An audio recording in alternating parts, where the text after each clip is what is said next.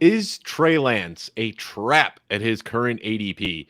Just so we're all on the same page here, we took a look at Underdog, which is pretty sharp this time of year, and he's going as QB9 on Underdog Fantasy. According to our ADP at Football Guys, which weighs a little bit more heavily towards redraft, he is currently QB14. So keep those numbers in mind. Vic, start us off. How are you feeling about Trey Lance at his ADP?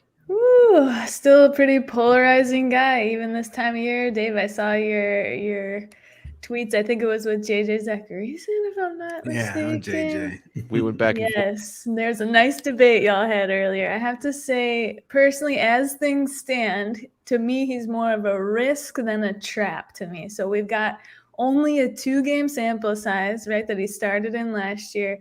52% completion rate in the first game, 69.5% nice in the other game. He averaged around 220 Sorry, passing Joe. yards, 60 rushing yards, 1 touchdown per game. So with those stats, he would average around 20 or 21 fantasy points. Nothing crazy, right? If he averaged, let's say, those 20 or 21 fantasy points all season, he'd be up there with QB9 through 11 last season, around that. But this is such a small sample size, we can't. It's not just as easy as saying those kinds of things, right?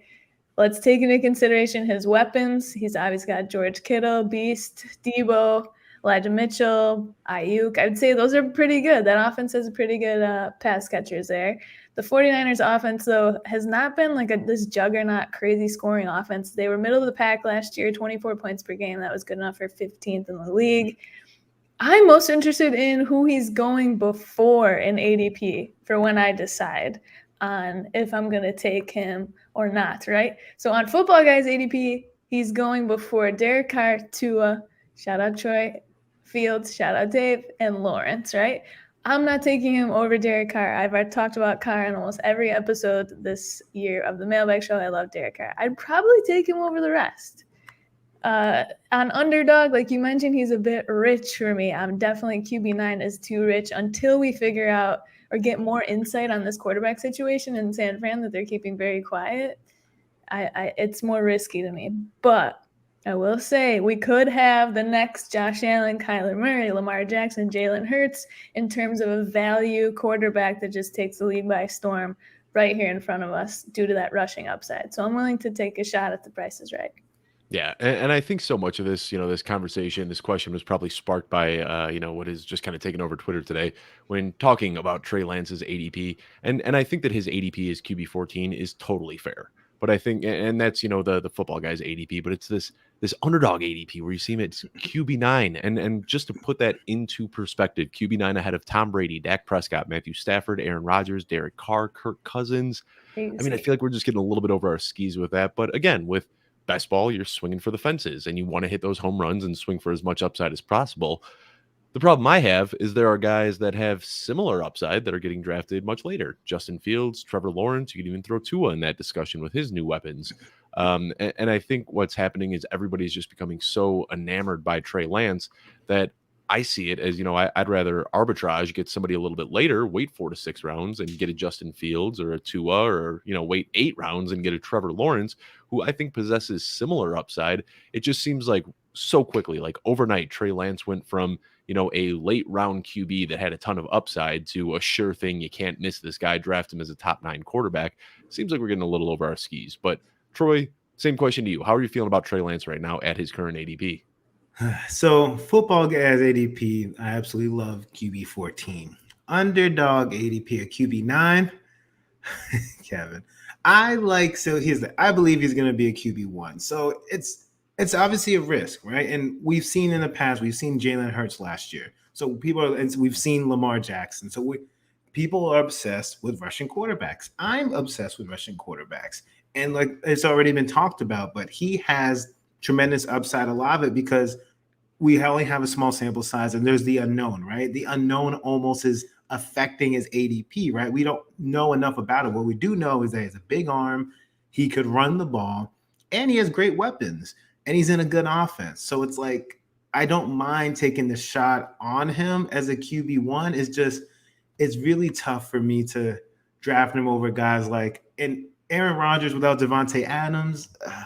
I could see it because obviously Rodgers doesn't have the rushing prowess that Trey Lance does, and then Derek Carr and him that's the territory I'm looking at, right? So Derek Carr, obviously, everyone loves him this year because he had Devontae Adams, but I understand taking Trey Lance over Derek Carr because again, Derek Carr, you're not going to get that rushing ability, but Trey Lance, I don't really have to discuss his upside anymore. You guys did a great job of doing that, but it's because of what we've seen in the past. Again, with guys like even Josh Allen, for example. Josh Allen, he wasn't always a top QB. He was going late. So you guys like Josh Allen, Lamar Jackson, Jalen Hurts, all of these guys were going kind of later in drafts or in terms of the QB rankings. And then boom, now they're top picks. I think Trey Lance has that ability to do the same thing. So I think people are chasing upside. That's what wins you leagues, right? So QB9 is a little rich. QB14 I like, but I would take him probably QB12, like right at the edge of QB1 territory. That's where I feel comfortable taking him.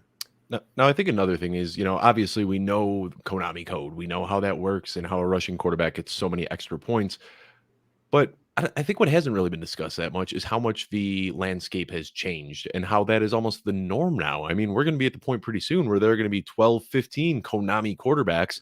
And, when this, kind of became a big thing, it was back in 2011 when Tim Tebow had his big season. And at that point, Cam Newton was a few years into his career and he was putting up monster numbers with his rushing upside. But I'm looking at the 2011 fantasy leaders right now for the quarterback position. And the reason Tebow was able to put up numbers is you look at his competition, Aaron Rodgers, Drew Brees, Tom Brady, Matthew Stafford, Eli Manning, Tony Romo, Matt Ryan, Phillip Rivers, Mark Sanchez. I mean, you didn't have those Konami code quarterbacks like crazy. And when you look at the top tier now, there's like 8 guys that are going to be rushing a lot. And then once you get a little bit lower down the depth or down the rankings, you're looking at guys like, Daniel Jones and Ryan Tannehill that are going to run a lot. And then you've got the middle guys like Trey Lance or I'm sorry, not Trey Lance, but Justin Fields and Trevor Lawrence that are going to rush for 400, 500, 600 yards.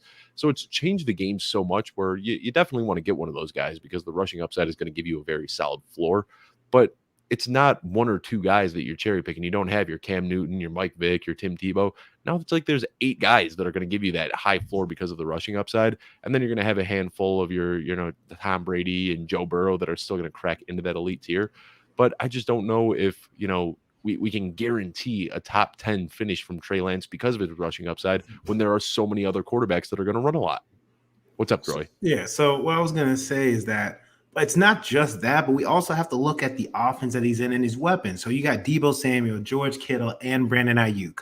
So it's not just that he's good at rushing. It's like you're in a Kyle Shanahan offense and you got all these options. So it's for him to suck, he would have to be really, really bad for you to for him not to be a QB1. I just feel like everything would have to go so wrong for him not to finish as a QB1. He had to throw 5 interceptions a game with everything that is set up for him and the skill set that he has.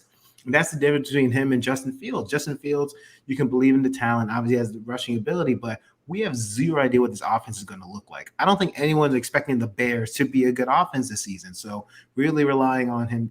Again, Darnell Mooney getting a 24% target share, and Cole Kmet is going to be the second, we're hoping he's going to be like his Travis Kelce, basically, right? Everyone else is subpar. So that's why that's when most people aren't going to be willing to wait for Justin Fields when hey, Trey Lance, this upside, top 5 upside. Let's be honest, if everything clicks the way it needs to click, and you have Justin Fields, it's maybe he could sneak into the back end of QB1 territory. And that's the difference between them and even guys like Tua and Derek Carr. Derek Carr he's probably going to be a QB1, but does he have the ability to be top 5, top 3? No, Derek Carr is not going to get there unless everything goes perfect. Trey Lance, if he sucks as a passer, which he might not be great as a passer, but all you got to do is throw it 2 yards to Deebo Samuel, he takes it to the house. Or you could just run the ball, right? So everything is just set up in his favor. That's why I sort of get the ADP of 9, but I'm not going to take him there. But again, if he falls to QB 12, I like that a little bit better. You can use one more. Let me throw one more thing out here about Trey Lance, and we can talk about this all show if we want to. It's something worth talking about, but when you're looking at the depth chart, and you say that, I agree with you. If Trey Lance plays a full 17 games, his likelihood of finishing as a top 12 quarterback is very high. But Justin Fields has Trevor Siemian behind him. Trevor Lawrence has CJ Beathard behind him. And Trey Lance has Jimmy Garoppolo behind him. He still has not been traded. when the 49ers start Jimmy Garoppolo, I got the numbers right here. Give me just a second. 31-14 with Jimmy Garoppolo under center and 8-28 without him. For whatever reason, Kyle Shanahan has been enamored with Jimmy Garoppolo. And I know, quarterback or wins aren't a quarterback stat, but at the end of the day, Jimmy Garoppolo wins games. And ever since Kyle Shanahan has been a head coach, he's been tied to Jimmy Garoppolo. So that's my big fear with Lance, is that he comes out and, everybody talks about how safe he is with his rushing upside. Well, what happens if he really does suck as a passer?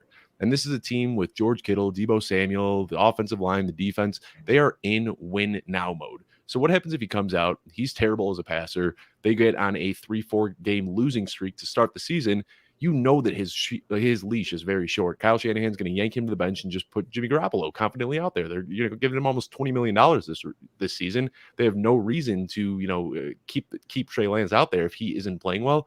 So I think that's a huge fear that people aren't talking about as well. As of today, Jimmy Garoppolo is the starting quarterback. I mean, as soon as Trey Lance was drafted, they said it's Trey Lance's team. He's going to take over. And it's now been a year and a half, and we still don't have any commitment that Trey Lance is going to be the week one starter.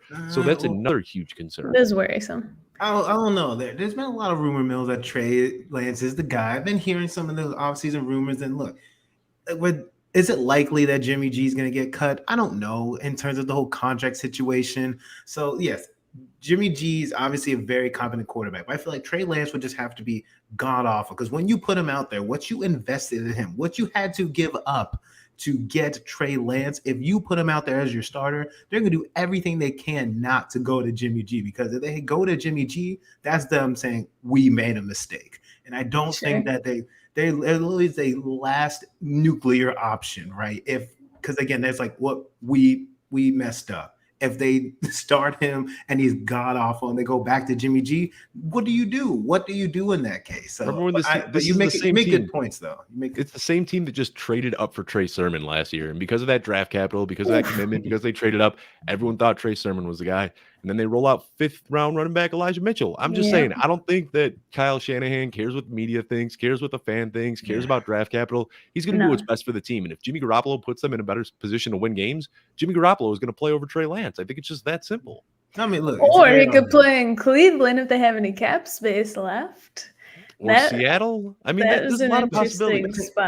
There's no way they're trading him to Seattle. They would have to cut Jimmy G, and Jimmy G signs to Seattle. That's the only way I see it, right? Because you're not going to trade him in division. Like, again, even if they give you a great offer, it's like, I have to play you. Granted, maybe it's an advantage to San Francisco because they know Jimmy. But yeah. Look at Dalton out here. 1st round Brandon Ayuk. Because he was last year. He does not care about draft capital at all. Brandon Ayuk was beyond bad. Like, that's the thing. Trey Lance would have to be beyond bad for that to happen. Yeah, and you can use the Jalen Hurts argument to look at guys like Justin Fields and Trey Lance, even if you're saying, we obviously know Lance has better weapons, but you can look at Jalen Hurts and say he's a rushing quarterback. His completion percentage at first season and in the beginning of his second wasn't that great. He only had his top receiver was Devonta Smith, a rookie. His top receiver was a rookie, and he still was finishing. He was QB1 through those first 11 weeks last year. So there are just a multitude of places that guys like Fields and Lance can land, even if they don't have that top talent. For Justin Fields than you are for Trey Lance. I definitely am. I definitely am. On the team. Yeah, you can use that argument, but I'm saying that Lance has better weapons. Like I agree with Troy. He'd have to really stink likely to not be able to hit top 12 quarterback. That is if he is a starter. But the risky part, like we've already hit on so many times, is we don't know what the heck's going on. And we're just assuming that he's going to be bad. I feel like most arguments with Trey Lance is like, oh, he's going to suck, and like find ways to he could just be good, guy. Like he could just be good. But I feel like most people start off the argument like, well, let's see how much he sucks first, and then he's going to get replaced. It's not like, oh, he could actually be good. So. And I mean, that is the possibility that he could be good, but where his draft capital has been pushed up to right now, where he's getting drafted as the 9th overall QB in the 6th, 7th round, he can't miss at this point, because if he isn't good, completely nukes your team. So you're betting on the best possible outcome at this point. My goodness, we are 15 minutes into the show. We haven't even gotten off the introductory question yet. We knew this was going to be a spicy one. We knew about Trey Lance all day. Great conversation. I am, signing an executive order right now. We are done. No more Trey Lance for the rest of the show. Let's get into it a little bit, because we still have a ton of great questions. But oh my gosh, that was a fun one. We could definitely keep going with that. At this point, everybody knows Victoria. Everyone knows Troy. Everyone knows me. I'm not going to bore you with a big, long, lengthy intro. Let's just get right into the next question. Right, guys? We're ready for this? Yeah. Question in from Jordan Vanek. Got to get off Trey Lance. He says, Darnell Mooney, Gabe Davis, and Jalen Waddle. Oh, my gosh. This is not going to be a quick conversation either. Darnell Mooney, Gabriel Davis, or Jalen Waddle. Rank who you would rather have at cost. So Jordan, interesting selection of players. I'm not Yeah, quite I sure. wonder why. He does this I all wonder the why. time. I know he loves pinning us against each other. Off the top of my head, I believe Jalen Waddle is going earliest. Then Gabe Davis. I can tell you Mooney. all the draft positions. So Yeah, I got Waddle is underdog going, ADP off the top of my head, but not regular ADP. consensus. Waddle's like 15. Mooney's around wide receiver 26, and Gabe Davis is around wide receiver 28. Well, if Which that's is- redraft Gabe is going- ADP, give me Gabe Davis. I mean, I'm Right. going off underdog ADP where Gabe Davis is going way before these guys, but I like Gabe Davis at that cost. But Troy, Yeah. you start us off here. It might surprise you. I like Mooney. I like Darnell Mooney. Listen. We've talked about the situation with Justin. Justin Fields has no one, absolutely nobody. Brian Pingle, N'Keal Harry. They just traded N'Keal Harry. That tells you how desperate they are. That should literally just tell you draft Darnell Mooney for the love of God, because he's the only one. He already has the rapport. We saw him have a high target share last year. There's no Allen Robinson. It's literally just Darnell Mooney and there's Cole Kmet. And Cole Kmet is not going to be the target leader on the offense. He's going to get really high targets, but Darnell Mooney should see the vast majority of targets, and I believe that he's a talented wide receiver. So to me, then Gabe Davis, again, we need Gabe Davis to prove that he could earn a target share and beat out guys like freaking Emmanuel Sanders, for God's sakes. So again, and I'm a huge Gabe Davis truther. Look, UCF alum, I love it, but basically, and look, I love Waddle, but wide receiver 15 in terms of this question at cost. Waddle's my highest owned player across all my leagues. I love Jalen Waddle, but if I'm being honest, I have to go with, if I'm getting somebody at wide receiver 26 is going to see a high target share, Waddle's probably not going to see that high of a target share. Let's be honest. It's going to be most likely Tyreek Hill. I think Jalen Waddle's going to be very efficient with his targets, but I like the talent and the target share opportunity that Mooney has. I think that he has the highest target share opportunity amongst Waddle and Gabe Davis. So to me, I like that at cost at wide receiver 26. So that's why I think Mooney's got a floor of like 150 targets. Exactly. Like, that's kind of ceiling for these other guys with the situations they're in. Exactly. Vic, who are you taking here, Vic? Again, like you already mentioned, the wide receiver 28 for Gabe Davis is extremely different than what Underdog is showing right now, wide receiver 21. That is way too rich for me. We've talked about Gabe on the show the last couple of weeks. It's pretty rich for all of our liking there. At 28, it's not too bad, but I can't go against Troy's argument of the opportunity for that target share. Mooney's got that number one spot, albeit in a lesser offense, right? We're not sure how the Bears are going to look this season. Not too good. It'd be between Davis and Mooney for me there if we're looking at the Football Guys ADP, with Mooney at 26 and Davis at wide receiver 28. But that target share, I can't give up. And let me just say, Gabe Davis is going to be taken before that in all my home leagues because I'm a Bills fan. So it's just not going to be, he's never going to be there for me to take. Yeah, you got to remember your league that you're playing in. We'll go back to Trey Lance really quickly. I don't know if you guys saw, but in the San Francisco draft for Scott Fishbowl, he went 4th overall in the San Francisco draft. So yeah, you always get those homer premiums when you're drafting in a local league. Next question, though, is actually about Scott Fishbowl. This comes in from Joey Wright. He says, "Hey guys, longtime watcher, 5th-time commenter. Time to brag. Tell us about the SFB pick where you were doing backflips over making. Love the show. I'll hang up now." Vic, start us off. Who's the favorite pick draft selection that you've made so far through SFB? I'm going to have you guys start it off because I cannot be giving my draft strategy away. I am not drafting until tomorrow, the live draft in Buffalo, and I can't wait. So I gotta keep those lists. So I have I don't think I can just pick one. I got a lot of good value. Keep it to one, Troy. We don't need to hear about how great your team is. Keep it to one.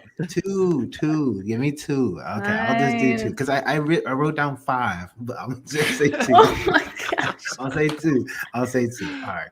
So I got Darren Waller at 4-7. I just feel in this format where tight ends get extra points for first downs and receptions, like, come on. Like, again, people just fading Darren Waller. I know Devontae Adams obviously going to consume a huge target share, but Darren Waller is still Darren Waller. He's still going to see a high enough target share for a tight end, and especially in this format in the late fourth, give that to me all day. And lastly, this is a random one, but I actually got Cameron Brate in the 16th round. Guys, Gronk ain't coming back, y'all. Gronk is not coming back. Brate is the starting tight end in this format. The starting tight end for Brady. It's the 16th round, Dave. The 16th. It is really late. Kate Otten. Really? Why though? What? Man, he just isn't good. He's not good. Like, anyways, okay, but fine. I'm gonna throw a third one since you're poo-pooing on my last one. Komet. I got Komet at there you go. 9-6. 9-6. I got Komet. That's a good value. Yeah, I was hoping for Komet in the 9th, and I got sniped on him. I'll throw out my one that was just an absolutely wild value. I got Austin Eckler at 304. Fourth pick in the 3rd round. Somehow Austin Eckler slid to me. I looked on Spike Week today, and that was the furthest he had dropped in any draft was 305. So I got the second best value on Eckler. So I got to start my draft off with Kyler Murray, Jalen Hurts, and Austin Eckler, feeling pretty good through those first 3 rounds. I love that team. Love that. Yeah, that was fun. On to the next one, though. This comes from Jason Clary, and Jason says, how has your opinion of Michael Carter changed since Breece Hall was drafted? What's his likely usage this year? Troy, you got a big old grin on your face. What do you got to say about Michael Carter? Yo, this man is just a handcuff. Like, Michael Carter is very much a handcuff, right? Like, you should, if you're taking Michael Carter, you're taking him for the sole fact that, because his usage is going to be sporadic, right? Unless it's going to be what you're dreaming of. It's one of those scenarios where the veteran gets the first crack and Breece Hall has to work his way in, which I don't think is going to happen. I think Breece Hall comes in, is a workhorse. So this is very wishful thinking for anyone who has the shares of Michael Carter. But I believe he's going to be used sparingly. And people keep saying he's the 3rd down back, but he was really only a really good pass catcher when Mike White was the quarterback, right? That's when he saw the insane amount of targets. He was okay with Zach Wilson, but now Zach Wilson's the GOAT, so who knows what's going to happen. But anyway, but look, Michael Carter, I'm just not excited about him. To me, he's just a handcuff at this point. Yeah, let this be a learning lesson to anybody that went out and acquired Michael Carter over the offseason or sometime last year. It's just, more likely than not, that 4th, 5th round running back that you draft and, has a solid rookie season is probably going to get replaced. Like, yeah, we've got the Aaron Jones, we got the Austin Eckler, we got the Arian Foster. Those guys pop up every now and then. But for the most part, that's just not a solid long-term investment. And I'm with you, Troy. I mean, Breece Hall is just a fantastic prospect. I think that he's going to get all of the touches here in New York, and it's going to be tough for Michael Carter to get much of anything. Victoria, what's your thought on Michael Carter, Breece Hall? Do you think that he has any sort of role here, or is it just going to be the Breece Hall show? We've said this on last week's episode. I don't think Breece is coming out and taking the bulk of the carries right out of the gate. I, however, do not think it's going to take as long as it usually does, where we see our rookie running backs taking over, after the bye or after, the second half of the season. I don't think it's going to take that long.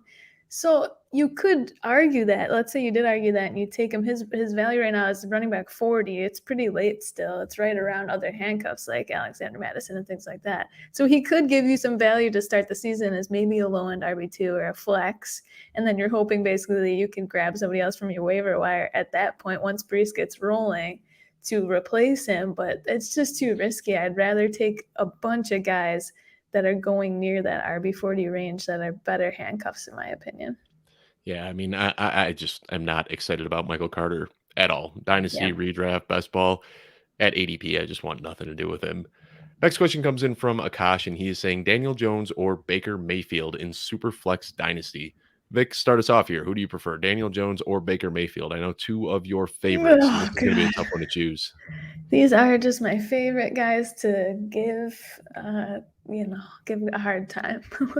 Especially Dave, you're going to argue for Danny Dimes, and I don't want to hear it. I'm just going to put my mic on mute when you're answering this. I'm going to go Mayfield Danny Dimes' best finish was QB 23 overall since he came into the league. Baker Mayfield, his best finish, QB 16, albeit that was his rookie year, and he's had a tumultuous, eventful a couple seasons since then. I'm going off of weapons here, and I'm definitely considering Mayfield as the starter. Sam Darnold, see you later, buddy. We'll put you to the bench. But he's got CMC. He's got DJ Moore, Robbie Anderson.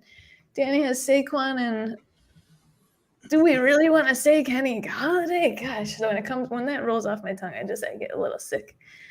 Just Carolina's a better overall team to me. I think he's going to have more opportunities. If he checks down to CMC a million times, it's going to give him enough fantasy points there. I got to go Mayfield here. Yeah.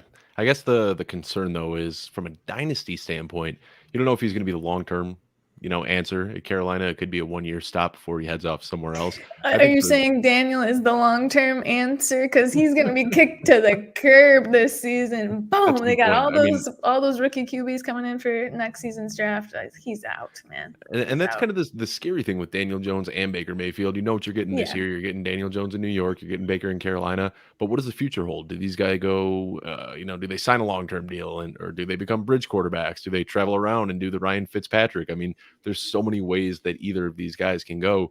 So Troy, same question to you: Daniel Jones or Baker Mayfield? I'm Team Baker on this one. I feel like at least for Baker, there's a little bit of hope that they can maybe stick with him. I don't know if Carolina's going to be a good team, but I feel like Baker is not as terrible of a quarterback as a lot of us joke around with. Last year, people were completely discounting the injury that he was playing through. And yeah, his rookie season is when he was like really popped off and he surprised everybody. He's never really lived back up to that hype, but I believe that he's a very solid quarterback and, one of the best ones we've seen in Carolina for quite some time. So I feel like he just has to be, I don't expect him to be great, but I feel like he has to be pretty decent and maybe he has a chance to continue to be that quarterback next year. Daniel Jones, the writing's on the wall. They would literally have to win a playoff game for them to even consider keeping Daniel Jones as their QB. Like, he would just have to have a phenomenal season because if they just decent, they have to win a division, and I feel they have to at least win a playoff game for there to be hope that they keep Daniel Jones. If he doesn't do at least that, there's absolutely no hope. I just feel like the writing's on the wall for Daniel Jones. I like him a little bit for fantasy this year just because he has a little bit of a rushing floor in his weapons, but I do not see Daniel Jones. If I'm wrong, then I don't mind admitting I'm wrong, but I am so off the Daniel Jones train in Dynasty. You can't sell him to anybody because everyone else sees it. Everyone's watching the same games I'm watching. They've watched him for the past few years. It's over. It's over. You're watching Giants games? For fantasy purposes, absolutely. Yeah, I'm in agreement with both of you guys on here. I know Vic's giving me a hard time because I said I'd throw a late round dart and redraft at Daniel Jones, but really Baker Mayfield's the guy that I'm taking in Dynasty for sure.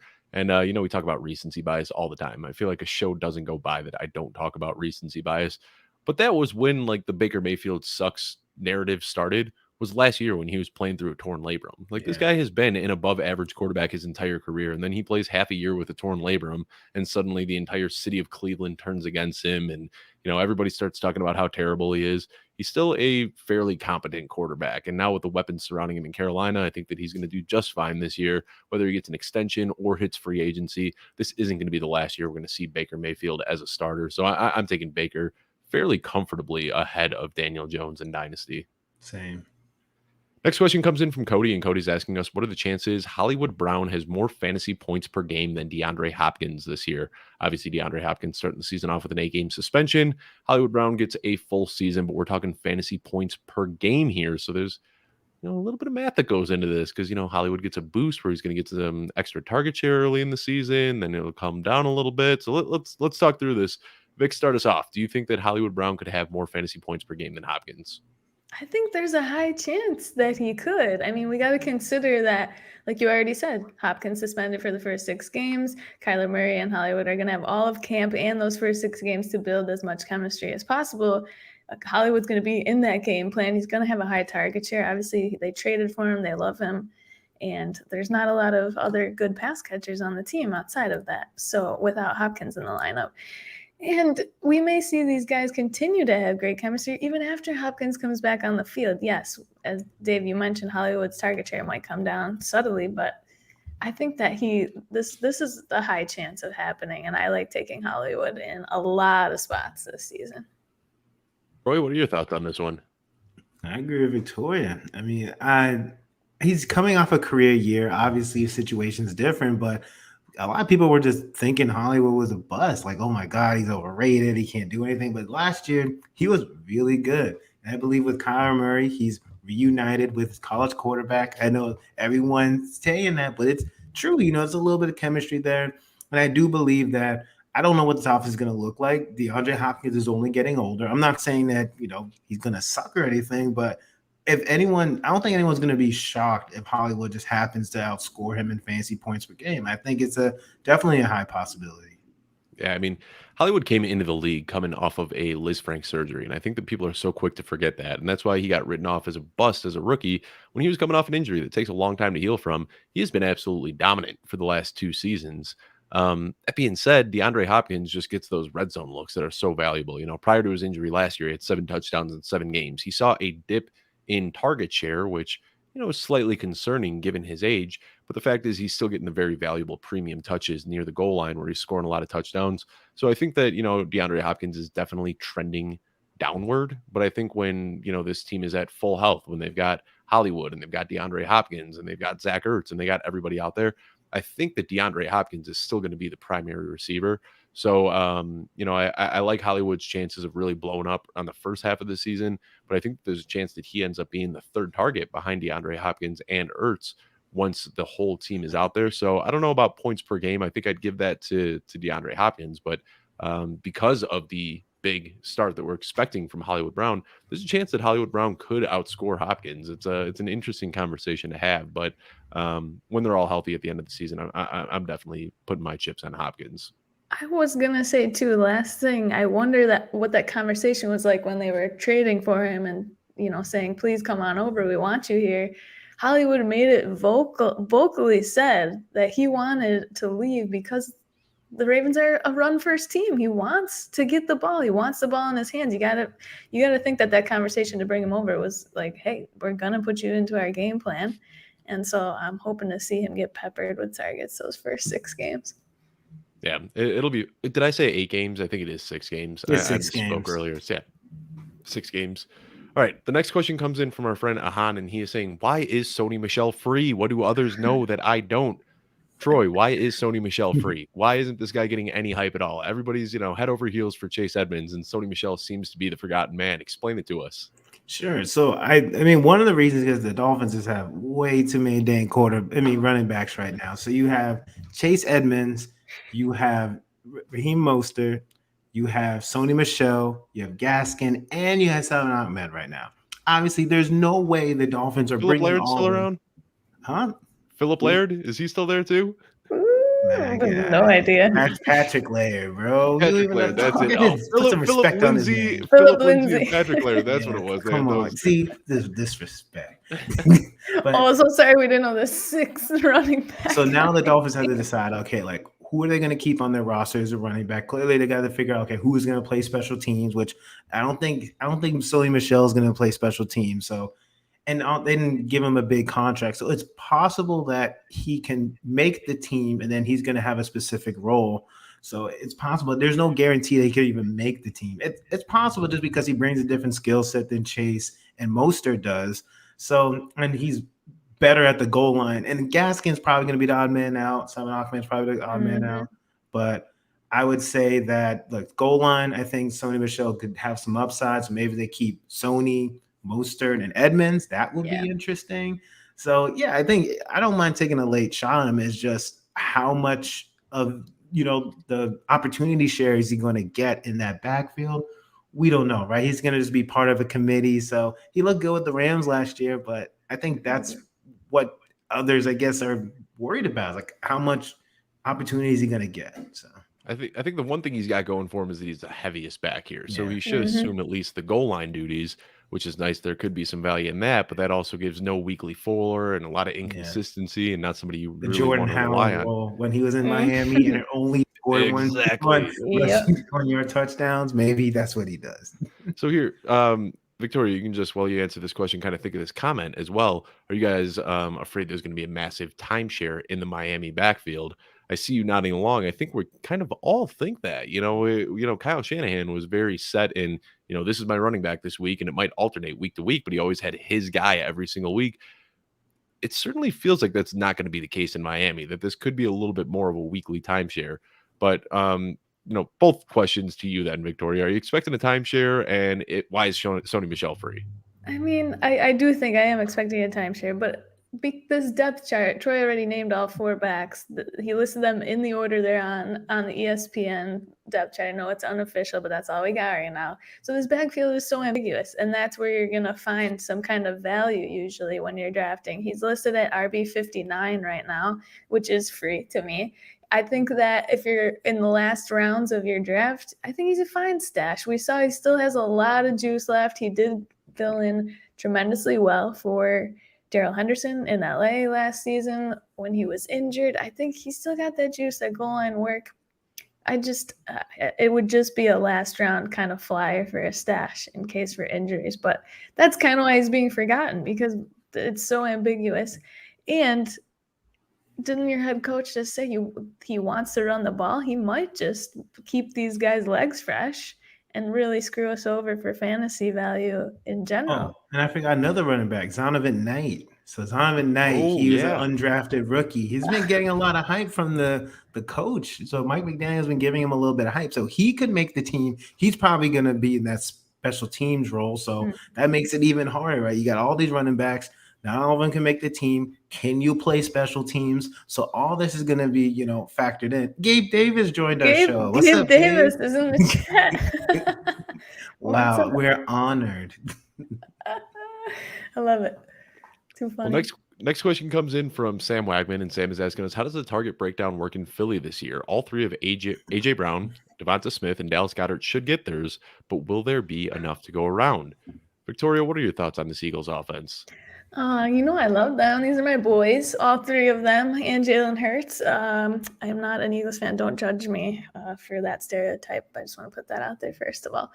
But this is interesting, right? We've had some talks about this. I think because they paid AJ Brown, they traded for him, all that, he's their first round pick this year. In theory, he's going to get fed. They're going to try to feed him, right? I think that we could make a case that Goddard would be the odd man out, but I think on a weekly basis, it could be Goddard or Devonta Smith being the odd man out. Every couple of weeks, we're not really sure. I don't see Goddard, being phased out of this offense because it's just going to be AJ Brown and Devonta Smith. So I don't think on a weekly basis there's going to be enough to go around to have all 3 of those guys pop off on a weekly basis. I do think it'll probably be Smith that's phased out for the most part in general, but we'll see. I really want to see how camp looks too. Are you guys in on Goddard too? I wanted to ask you this at his ADP, because it's pretty high considering Brown coming in and taking a big target. We already talked about SFB a little bit, but I drafted Jalen Hurts, AJ Brown, and Devonta Smith. Yes. I think that answers the question for me. Yeah. I fully expect Goddard to be the odd man out here. Yeah.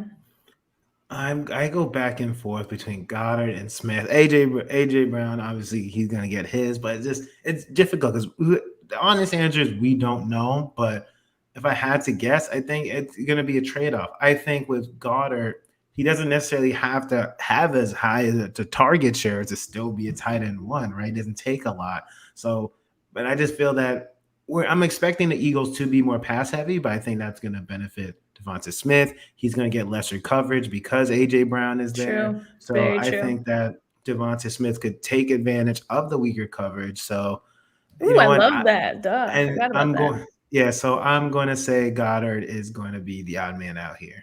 Yeah, I mean, Devonta Smith last year, he did well as a rookie playing in the role as a wide receiver 1.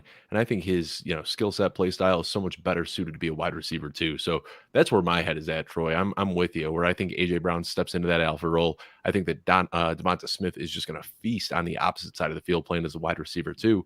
And then something that I never hear anybody talk about for some reason, Dallas Goedert's end of season finish was weighted very heavily in the 2 games that he played with Gardner Minshew.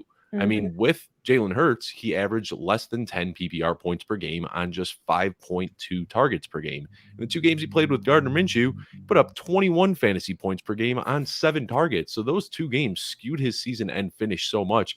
But at the end of the day, I just don't think that Hurts looks Goddard's way nearly as much. So I just, it's so easy to see the writing on the wall here that I think that Dallas Goedert's going to be the odd guy out. A.J. Brown is going to see 140, 150 targets. Devonta Smith is going to see another 120, 130. And I don't think that Dallas Goedert can even crack 100 yards with this current crew.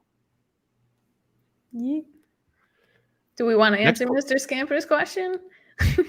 Well, I didn't even see that. What does the A.J. Brown trade mean for Jalen Reagor's 2024 prospects? I think he's going to get the N'Keal Harry treatment and get shipped off for a 7th. This might be the end of the road for him. I saw J.J. Arcega-Whiteside. He's still trying to stay relevant by moving over to tight end. I mean, it wouldn't surprise me if Jalen Reagor is taking kick returner snaps next year just to try to stay in the field. Yeah, he was bad last year. Absolutely brutal, yeah. Here's a question from Nick Whalen saying, what are your favorite trade tips? So this is a wide question. You can go just about any way with it. Vic, start us off here. What's a good trade tip you got? Oh, goodness. First of all, don't be that guy trying to fleece new players in your league, as fun as it might be to do so. That's just mean, right? I make a living on it. Do you? I mean, in Dynasty, I think it'd be a little different. In redraft, you got, your Aunt Sue. She's coming in. I don't know if you want to be mean to her, but I think on the real, I like to, in redraft, when I'm looking for a trade partner, I'm looking for a team with different weaknesses than my own team to try to be fair and make it work, because a lot of times people do think you're fleecing them if you're offering them a trade for some reason. I'm not really sure why, but where I might need a wide receiver and someone else has really good wide receiver depth but really bad running back depth, and I could trade a running back 2 or even a tight end 1 or something like that. Looking for the team with different weaknesses than you usually works out for me in terms of trying to make an even trade and having them trust you a little bit to do so. Yeah, that was my tip. Try to look at it from and I mean that's really, I think, the best tip is try to look at it like from the other manager's perspective. Look at their team and say, what could this team benefit from, and try to find a trade partner where it matches up, where it's a very symbiotic trade that helps both parties. Troy, what do you have any good trade tips?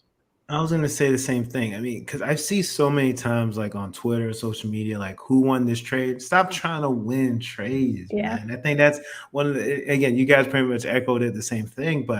And I think, I used to do it when I first was new to Dynasty. I was like, hey, how do I make my team good without giving up good players, right? So you send horrible offers for good players. Like, I want to keep my team good, but I want your players. So let me send you this trash so I can get your good player so my team stays good.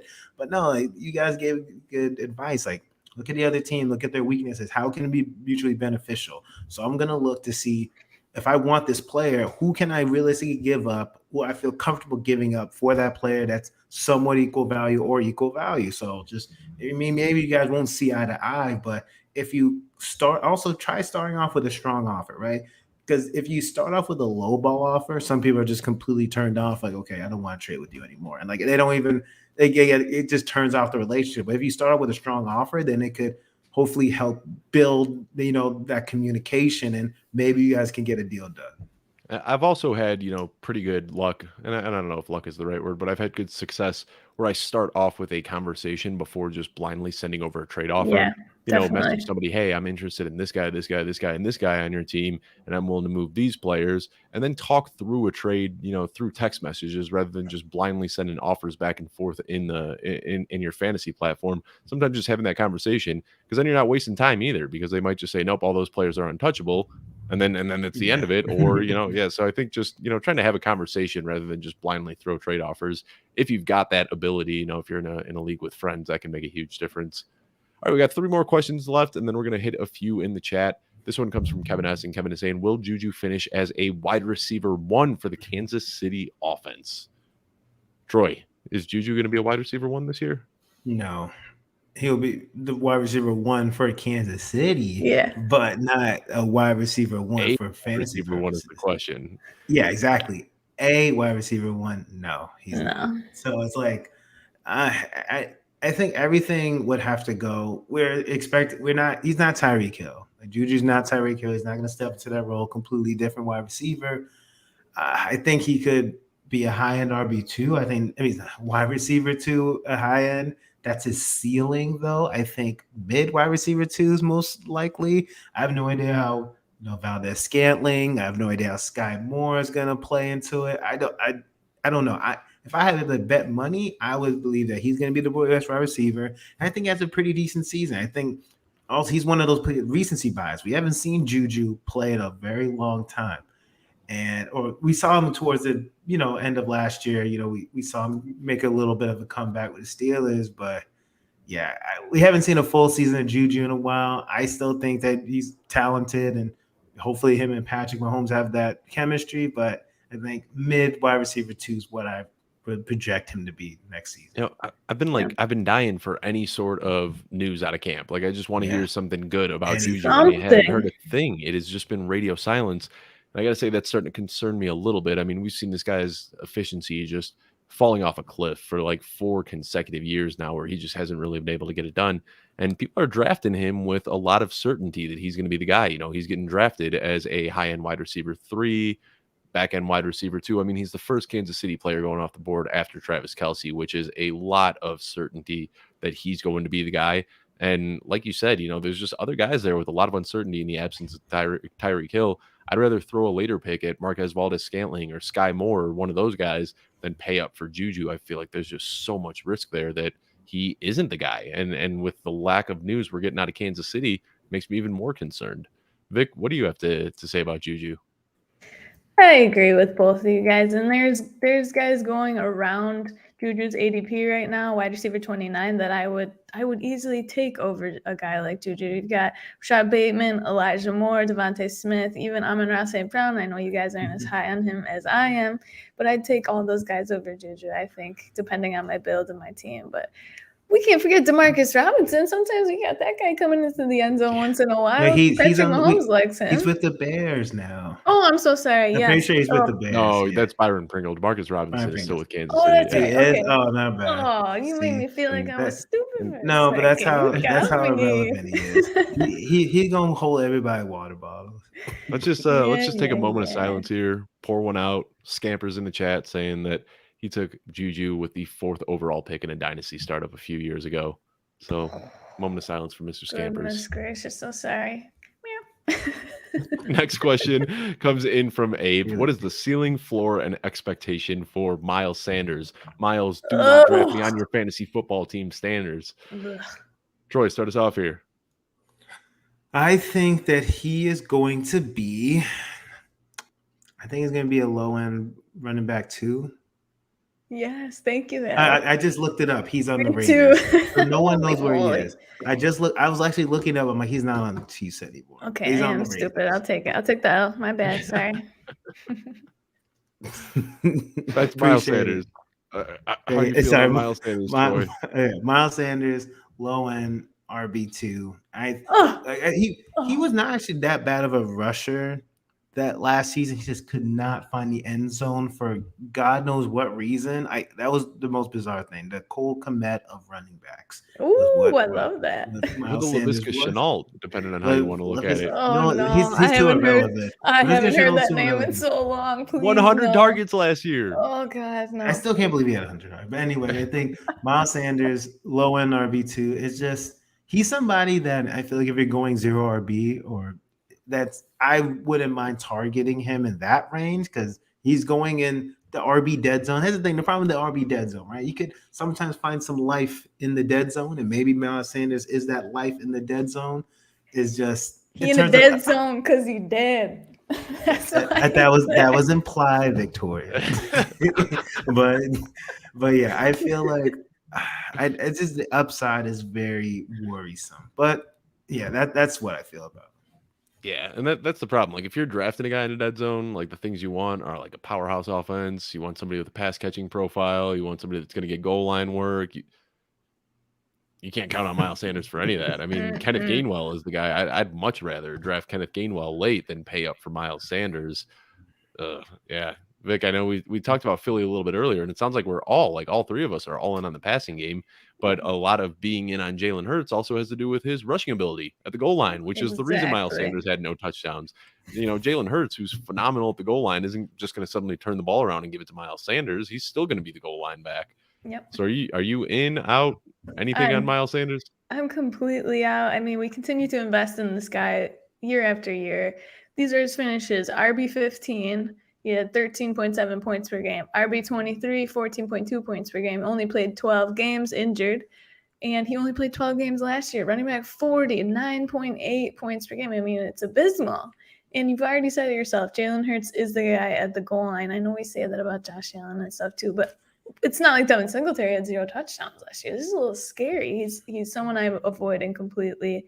Why is his ADP running back 27? That to me is just disgusting. I'm out. I think he could finish as a low end RB2, but gosh, I think no. You're drafting this guy at his floor, or you're drafting this guy at his ceiling. If that's like what you're thinking, absolutely. This is true. I'm just that's why give me Kenneth Gainwell. That dude had some juice last year. He pulled a pretty solid target share. Kenneth Gainwell's the running back that I want in this offense. Boston Scott. Final question before we go to the chat.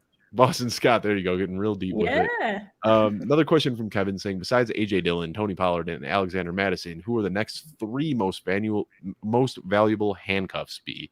PPR scoring format, thank you. So let's each pick one here. We'll do 3 total. Victoria, start us off. Outside of A.J. Dillon, Tony Pollard, and Alexander Madison, who is the most valuable handcuff running back?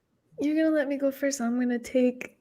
I got 3. How about I take?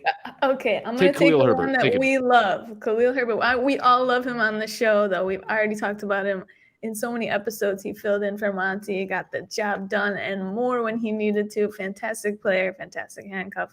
I'll pick a different because we all love that guy. We always rule this kid out. He's not a kid, sorry. This guy, Melvin Gordon, are you kidding me? He continues to produce year after year. 50-50 split last year with Javonte Williams. Overall finish was RB21. He had about 12 points per game.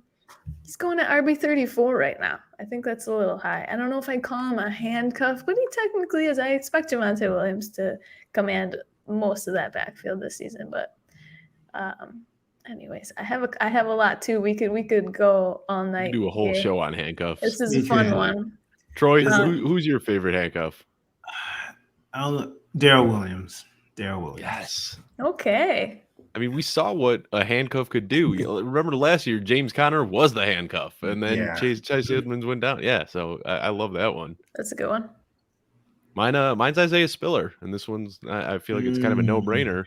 Isaiah Spiller, people were talking about this guy before the whole pre-draft process, before the combine. This guy was supposed to be the RB1 of this class. Like, people were ranking him ahead of Breece Hall, and then he goes into the combine with an injury, doesn't test well, slides a little bit in the draft, and everybody has seemingly forgotten about him. But, we've seen throughout Eckler's entire career, they like when they got a little bit of thunder and a little bit of lightning, and I think that Isaiah Spiller, he could bring that thunder back himself, take on that Melvin Gordon role. So I think that he's somebody who could have some weekly flex appeal on his own admission.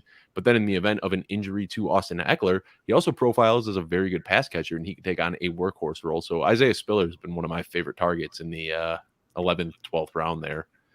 Can I ask you guys before we go to the chat quickly?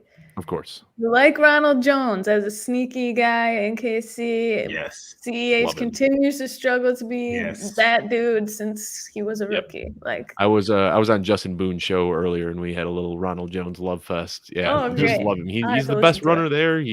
What kept him off the field in Tampa Bay was his inability to pass block.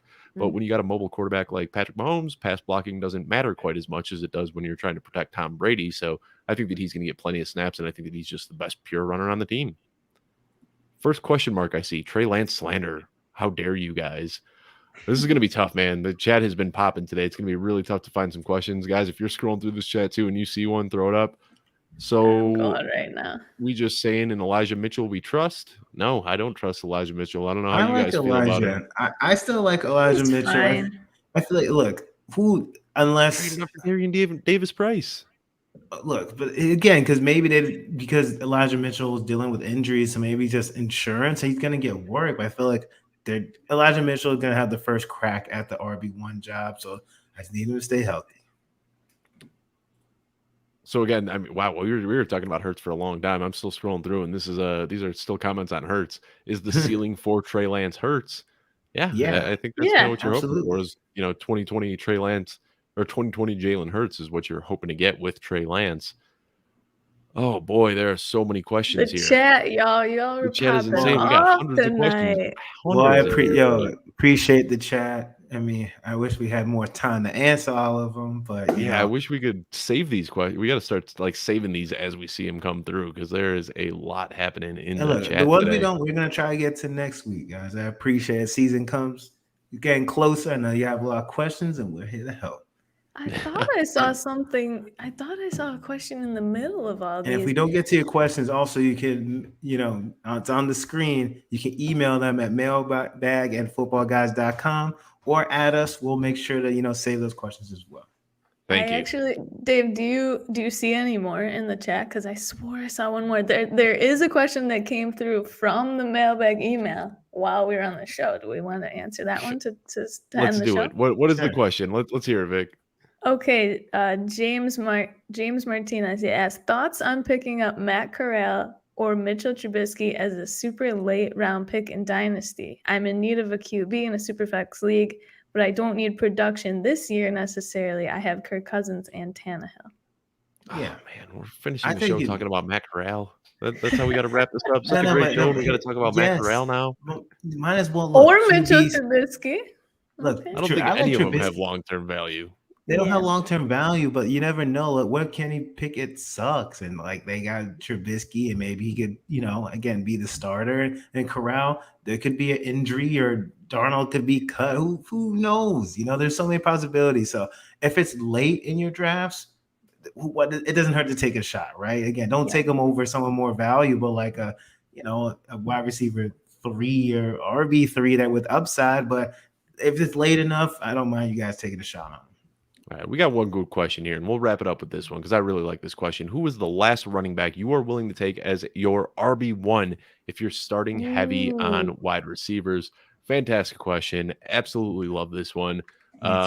If you're going 0 RB, Troy, who's the first running back that you are willing to take? Vic, if you got somebody ready to go, anybody can take the mic right now. Chase Edmonds. I was gonna say, wait, is your running back one?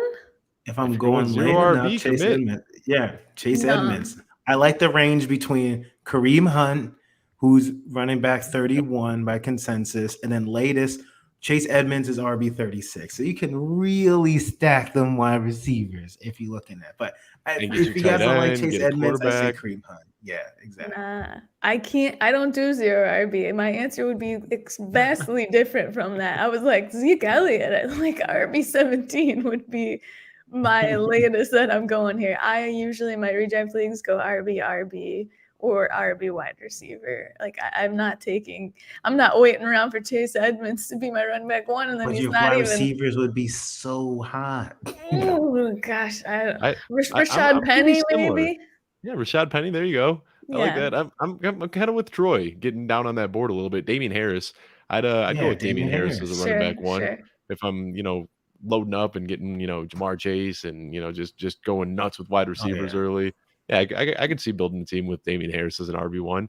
That's a good question. I like that, and I like Kareem Hunt too. Kareem Hunt's a guy that's getting slept on. This guy was putting up top 12 numbers RB before Chuck got hurt. 31 in Yeah, consensus. he's I'll take dropping that. way too low. Yeah, I mean, regardless of your build, whether you're going 0 RB, robust running back, whatever, you can always fit some mid-round Kareem Hunt into that build. It always works.